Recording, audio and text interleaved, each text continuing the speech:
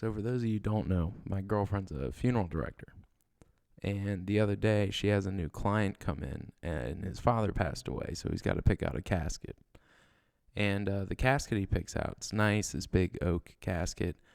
And this company also sells memory boxes that they put into the casket to be buried with the deceased. And, you put little things in it. And so she's showing it to the guy, and he says, I like the idea of the memory box. I think I'll get that too to put in the casket with my dad, you know? And, and so, so he leaves. She, gets the body all prepped. And by the time the man comes back to view his dad, he's casketed and ready. The memory box is there. And he's got a couple things that he puts into the memory box. And so she leaves him alone so that way he can spend some time with his dad. And, after a period of time, he comes out and, says, okay, I'm going to leave. I'll be back tomorrow for the visitation. But she notices that he's carrying out the things that he had put in the memory box earlier, like a letter and a wedding band, random stuff.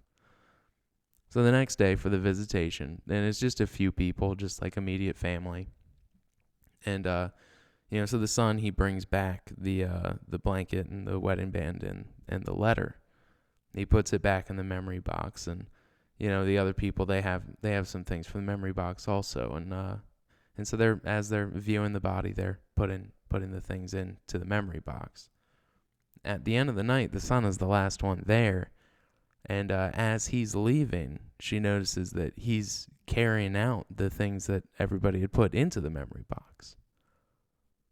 So she thought it was a little weird, but she didn't say anything. It is his dad after all. It's his funeral.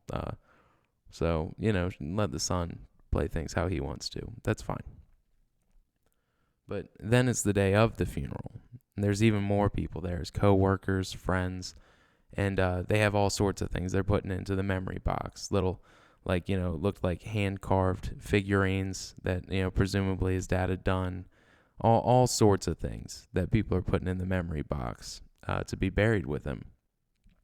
And right at the end of the funeral, before they lock up the casket, she sees the son walking towards the casket. And, so she walks up and meets him in front of the dad's casket and says to him, I understand you're going through a really hard time right now, but those people put those things in the memory box because they wanted him to have it when he was buried. Maybe you shouldn't take those things out.